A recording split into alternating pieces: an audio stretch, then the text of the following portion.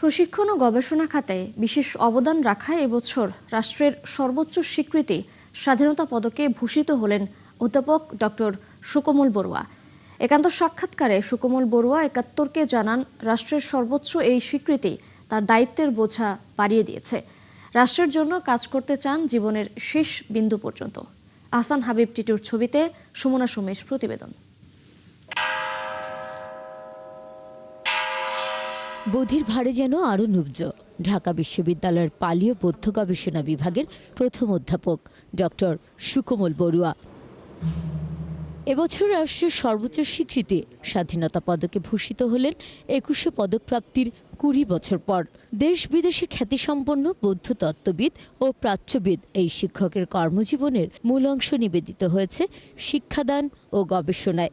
এত বড় একটা দায়িত্ব, এত বড় একটা পদক, যেটা সর্বোচ্চ পদক, স্বাধীনতা পদক, এটা আমাকে প্রদান করে আমার মনে হয় রাষ্ট্র আমাকে একটা বিশাল দায়িত্ব দিয়েছে এবং এই ঋণ আমি কখনো শোধ করতে পারবো না।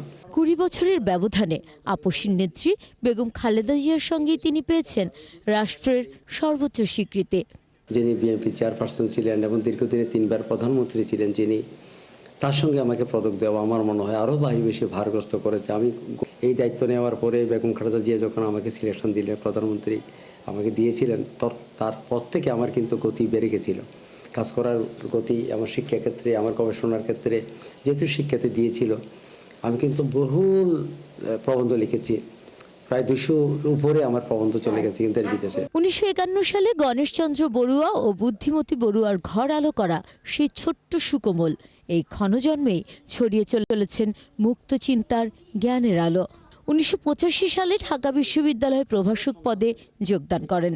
এই বিভাগের প্রতিষ্ঠাতা চেয়ারম্যান তিনি। স্বীয় গুণে হয়ে উঠেছেন নন্দিত বিদগ্ধজন। আমার রাষ্ট্রটা কিন্তু শিক্ষার ক্ষেত্রে আলো জ্বালিয়ে দিক, বিদ্যা জ্ঞানে এগুলোতে ভরে উঠুক আমি চাইব। কারণ আগামী ছাত্র শিক্ষক, আমাদের শিক্ষক এবং ছাত্ররা যারা আসবে, প্রজন্ম যারা তৈরি হবে, যুব শ্রেণী এবং নানা পেশার, তাদেরকে নিয়ে কিন্তু আমার বাংলাদেশের, আমি চাই একটা আলোকিত সমাজ তৈরি হোক আমাদের দেশের মধ্যে। বৌদ্ধ ভিক্ষু সুরানন্দ ভান্তে, বৌদ্ধ তত্ত্ববিদ অধ্যাপক ডক্টর সুকোমল বড়ুয়া জানালেন ভবিষ্যৎ পরিকল্পনা। আমাদের দেশে নানা ধর্ম, বর্ণ, জাতি, গোষ্ঠী সবকিছু থাকে। এগুলো যদি নানা বর্ণ ছড়ায়, আমার দেশ তো একটা সম্প্রীতি এবং সৌহার্দ্যের একটা দেশ হয়ে যাবে। সৌহার্দ্য সম্প্রীতিতে যেই দেশ, আমার মাতৃভূমি বাংলাদেশ। অধ্যাপক ডক্টর সুকোমল বড়ুয়া বিশ্বাস করেন, ধর্ম বা আঞ্চলিক সাংস্কৃতিক ভেদ কোনো বিভাজনই পারে না মানুষের সার্বিক উন্নয়নের পথে বাধা হতে। কাজেই তো মানুষের পরিচয় হয়ে যায়। সুমনা সুমি, ৭১, ঢাকা।